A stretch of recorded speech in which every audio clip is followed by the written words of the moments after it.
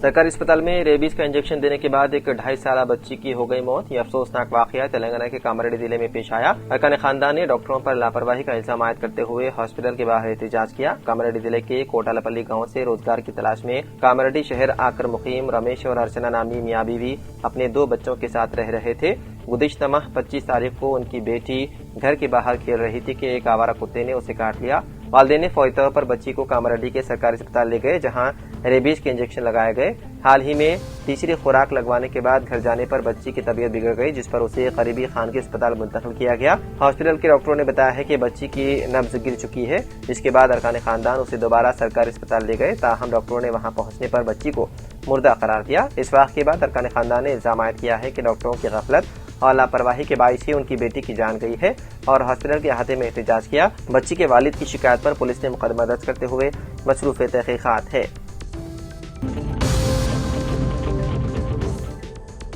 وزیراعظم نریندر مودی نے پنجاب کی جالندھر میں واقع آدمپور ایئرپورٹ کا نام تبدیل کر کے سنت گرو روی داس ایئرپورٹ رکھنے کا اعلان کیا۔ گرو روی داس کی 449ویں جینتی کے موقع پر ان کی یاد اور تعلیمات کو خراج عقیدت پیش کرنے کے لیے یہ فیصلہ کیا گیا۔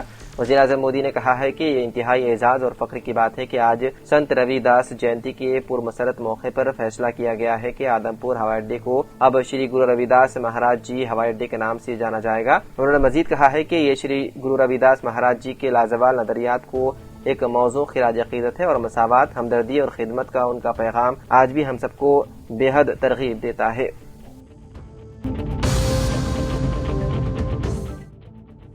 حیدرآباد کی لیک پولیس کو حسین ساگر جھیل سے ایک نوجوان نامعلوم لڑکی کی نعش برآمد ہوئی۔ پولیس نے خواہش کی ہے کہ اگر کوئی اس لڑکی کی شناخت کر سکے تو معلومات فراہم کرے۔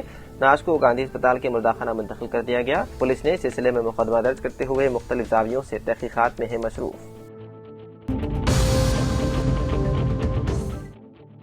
فون ٹیپنگ کیس میں BRS کے صدر و سابق وزیر اعلیٰ KCR سے SIT کی تفتیش مکمل ہو گئی۔ حیدرآباد کے نندی نگر میں واقع ان کی رہائش گاہ پر SIT عہدیداروں نے 4 گھنٹے سے زائد وقت تک پوچھ تاچھ کی۔ تفتیش کے دوران SIT نے KCR کے بیانات کی آڈیو اور ویڈیو ریکارڈنگ بھی کی۔ تفتیش کے اختتام کے بعد SIT عہدیدار نندی نگر سے روانہ ہو گئے۔ اس موقع پر نندی نگر میں واقع KCR کی رہائش گاہ کے باہر BRS قائدین کی بڑی تعداد جمع ہو گئی۔ KCR نے بالکنی میں آ کر پارٹی کارکنوں کا خیر مقدم کیا۔ بعد BRS کے ارکان اسمبلی کے ساتھ اجلاس منعقد کیا۔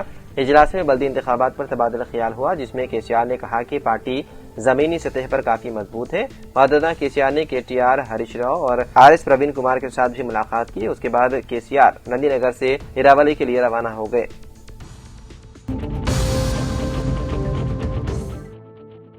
جنوری میں مجموعی GST کا مجموعی حصول 6.2% بڑھ کر 1,93,384 کروڑ روپے تک پہنچ گیا۔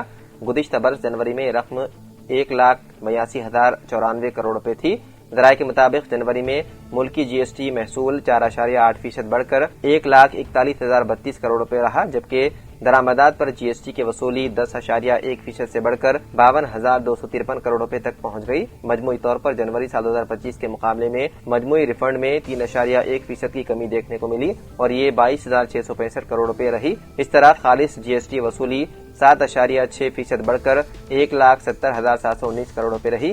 اس میں خالص ملکی محصول میں 6.2% اضافہ ہوا، جبکہ درآمدات پر GST کے کل محصول میں 11.9% اضافہ ہوا۔ حکومت نے جنوری میں 5,767 کروڑ روپے کا خالص سرچارج بھی وصول کیا۔ موجودہ مالی سال کے پہلے 10 ماہ میں مجموعی محصول 8.3% سے بڑھ کر 18,43,423 کروڑ روپے تک پہنچ گیا۔ مجموعی ریفنڈ میں 18.9% اضافہ ہوا، اور یہ 2,47,672 کروڑ روپے تک جا پہنچا۔ اس طرح مالی سال کے دوران خالص GST وصولی 6.8% بڑھ کر 15,95,752 کروڑ روپے رہی۔